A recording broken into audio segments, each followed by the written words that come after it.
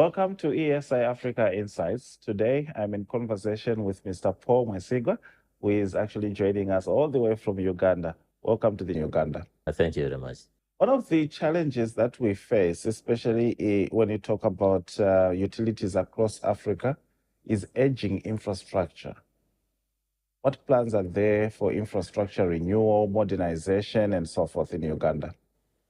Actually, I think there was a time lag on making a decision for investment.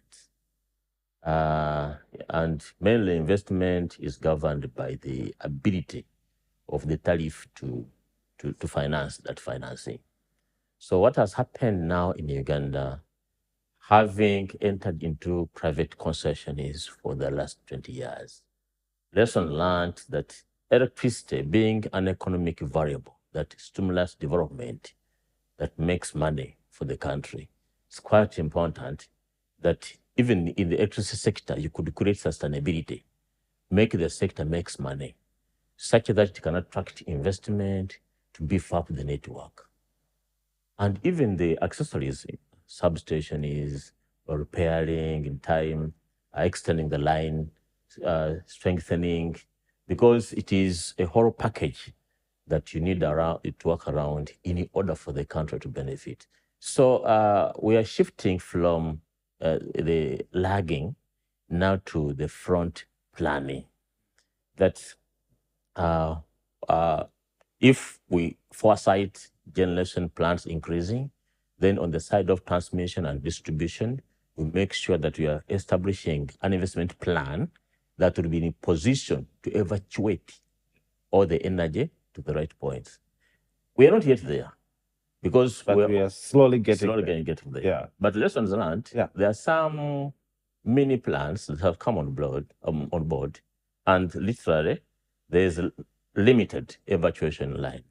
So on that case, what we are doing as a country is to create industrial park across the country to minimize evacuation routes, that if you get a plant in one corner of the country, that power can be consumed from that side. It also creates economic balance, as far as development is concerned. One thing I wanted to ask you is about tariffs.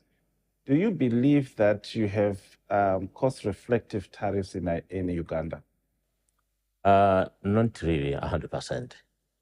At least on the generation side, we are at a certain percentage, over and above 80. Okay. Because we have over 45 generation plants, government and private. Out of that number, 3 are for the government, the big ones, but the rest are private. Yeah. And it means that the rest, which are private, they have to be fully recovering their costs. It is only in the government plants where there is no full cost recovery. However, the 2 new plants that have been established, it has been modeled. The tariff can be fully be accommodated in the tariff and pay off. Yeah. Because it was the arrangement for them to be established. On the transmission side, as far as the value chain in energy is concerned, transmission is still the investment is done by the government. On the distribution side, to complete the cycle, what has happened in the last 20 years, at least operation and maintenance plus the capital expenditure requirement have been done by private investor. What has been done by the government is mainly line extension in the rural areas. So you realize that however much there is a certain percentage of reflective tariff, we have not yet achieved it on roadification, extension, on transmission, and some few variables. However, we have modeled concepts now, and we are looking at a financial sustainability model that in the next 5 to 10 years, we shall be in a position to go through the government as government agencies to create self-sustainability. The government can borrow on our behalf, but we pay back through the tariff having applied the right modeling. Okay. So what you're saying is tariffs are not quite reflective, but you're working, there's a financial modeling system, and in 5 to 10 years, it should be reflective. Yes. Actually, we've started implementing it partially.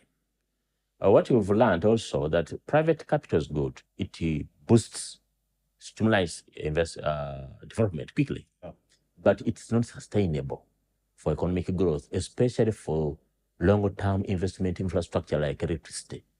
Because the recovery period, if we use the amortization concept, should be between 12 to 18 years. And it is not easy to get private capital repayment period more than 8 years. So you find the tariff being bogged down, even before the asset use is in place.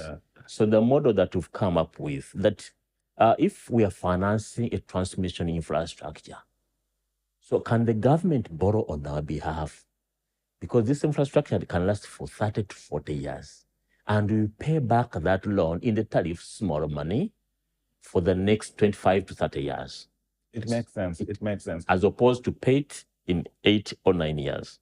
Yes. One question that I just want to ask you before we leave, what is the access rate now in Nigeria, in Uganda?